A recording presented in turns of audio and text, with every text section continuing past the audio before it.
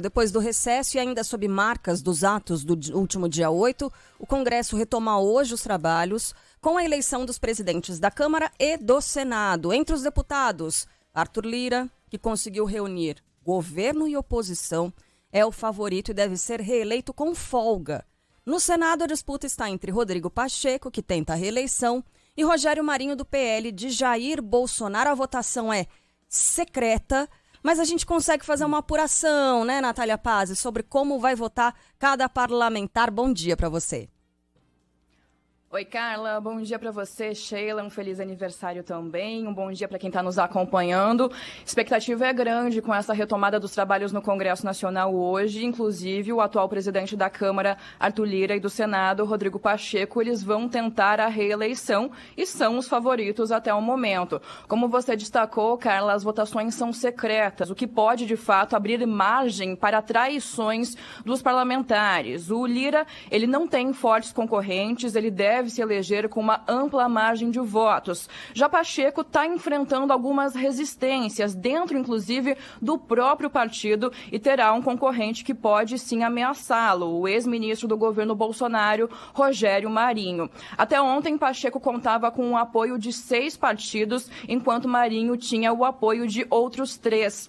No Senado, a posse começa lá por volta das 3 horas da tarde. Depois, acontece a eleição, precisando de um quórum mínimo, ou seja, de uma presença mínima de 14 senadores para essa sessão ser aberta. Para eleger um novo presidente, o candidato deverá contar aí com a maioria absoluta dos membros do Senado, 41 parlamentares. E caso nenhum dos candidatos atinja esse patamar, os 2 mais votados vão para o segundo turno. O Pacheco, como eu disse, ele tem apoio de 6 partidos que juntos somam 42 senadores, mas mesmo assim ele está buscando o apoio de outros parlamentares. Os partidos são os seguintes: PSD, MDB, PT, PSB, PDT e Rede. O Rogério Marinho, ele tem o apoio do próprio partido dele e também de mais 2, totalizando 23 senadores. São eles PL, PP e Republicanos. Já o Eduardo Girão, ele não tem o apoio oficial de nenhum partido, nem mesmo do partido dele, o Podemos. Na Câmara, a posse começa daqui a pouco, por volta das 10 horas da manhã, e a sessão aí para a eleição por volta das 4h30 da tarde. Lá na Câmara, a eleição é feita por meio de sistema eletrônico, ao contrário do Senado, que essa votação acontece no papelzinho ali depositado dentro de uma urna. Na Câmara, vence em primeiro turno o candidato que receber a maioria absoluta dos votos. Ou seja, fazendo uma conta para dar um exemplo, se 400 deputados votarem hoje, são necessários 201 para levar o cargo. O Lira, ele tem o apoio de 20 partidos e federações que, somando tudo isso, dá cerca aí de 496 deputados. Lembrando que são 513 no total. Esses partidos, essas federações são as seguintes: PL, PT, PV, PCdoB, União Brasil, PP, MDB, PSD, Republicanos, o PSDB com o Cidadania, o PDT, o PSB, o Podemos, o Avante, o PSC, o Patriota, o Solidariedade, o PROS e o PTB, quase todos. Ele vai ter aí como concorrente o deputado Chico Alencar do PSOL e também o deputado Marcel Van Hatten do Novo, mas é muito difícil que Lira não leve essa recondução à presidência da Câmara. A Sheila estava dizendo aqui, né? Votação secreta, papelzinho. Agora descobrir quem é que descumpriu esse combinado, os traidores da República.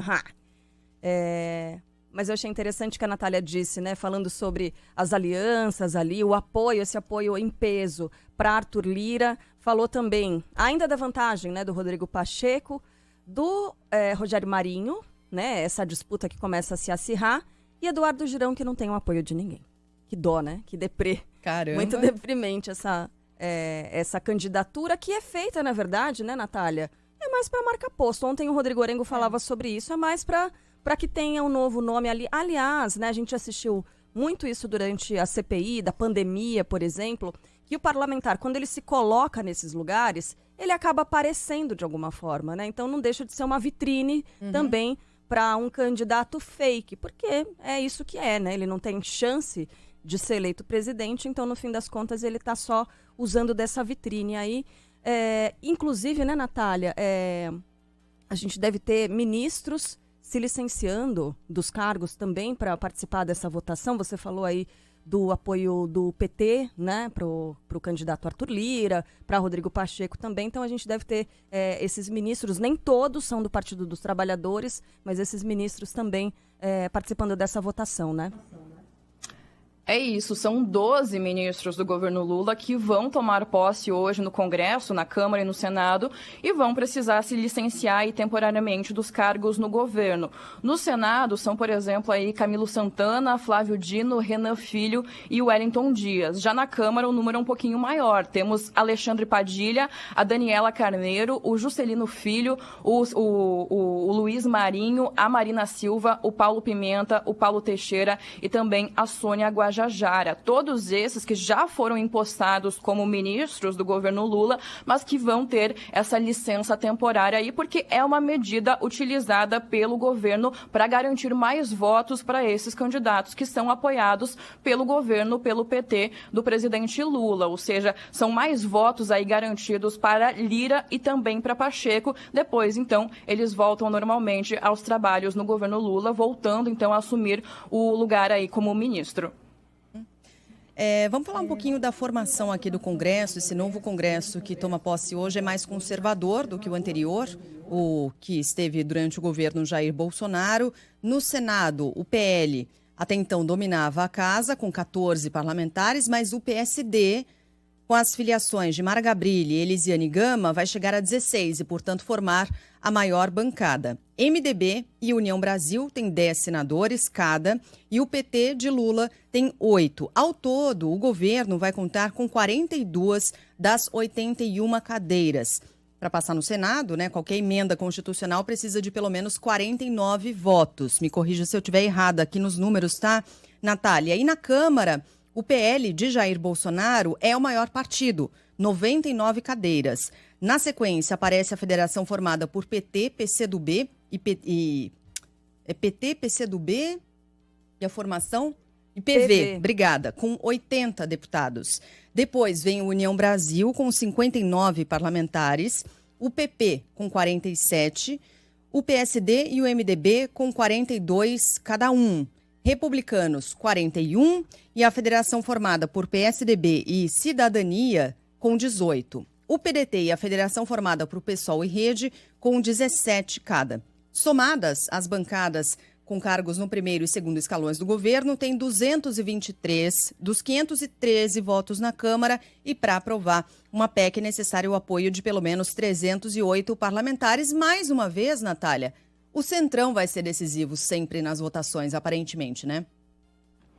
Como sempre foi e nunca vai deixar de ser, né, Sheila? A gente sabe que o Centrão joga conforme a música, ele acaba transitando em todos os governos, não apenas no governo Lula, no governo Bolsonaro, isso também aconteceu no governo Temer e também no governo Dilma e anteriormente também nos governos anteriores. E o Centrão esse que é justamente muito trabalhado ali, muito articulado pelo atual presidente da Câmara, Arthur Lira. Inclusive, ouvindo esses concorrentes aí de Lira e de Pacheco, por exemplo, o Chico Alencar do PSOL, ele disse que esse apoio de muitos partidos, muitas federações, de muitos deputados à recondução de Arthur Lira é perigosa, porque, de acordo com o Chico Alencar, o Lira vai ter muito poder no atual governo Lula, que ele agiria quase como um segundo presidente do governo. Por isso, inclusive, que ele acabou lançando essa candidatura. O pessoal que tem pouquíssimas chances, tem pouco mais aí de 10 deputados que apoiam a candidatura de Chico Alencar, mas é muito nessa linha que essas candidaturas estão sendo lançadas. Também falando um pouquinho de Rodrigo Pacheco, o Rogério Marinho, do PL, do partido do ex-presidente Jair Bolsonaro, ele vem justamente nessa tentativa de tirar Pacheco, que tem o apoio aí total do governo Lula, porque eles querem ter o controle do Senado. Inclusive, para a gente imaginar, se o PL assumir assumir a presidência do Senado com o Rogério Marinho, isso vai dificultar muito o governo Lula, porque é muito difícil que pautas prioritárias para o governo petista, para o governo de Lula, consigam passar com facilidade num Senado comandado aí pelo PL de Valdemar Costa Neto, PL do ex-presidente Jair Bolsonaro. Então, por isso que Rodrigo Pacheco também vem correndo nos bastidores para garantir o maior número possível de votos. Ele tem mais ou menos ali 42, são necessários 41, mas a gente fala muito aí sobre essas traições. Para a gente pegar de exemplo, por exemplo, o senador Alessandro Vieira foi um nome que combateu muito o bolsonarismo durante a CPI da pandemia, mas ele acabou anunciando, declarando o voto dele a Rogério Marinho, dizendo que o Senado com Rodrigo Pacheco acabou engavetando muitas pautas, que a Comissão de Constituição e Justiça não votou o que deveria de fato votar. Então, por isso que alguns nomes aí estão correndo para outros candidatos e agora Pacheco tenta garantir a maior margem possível para levar em primeiro turno essa eleição.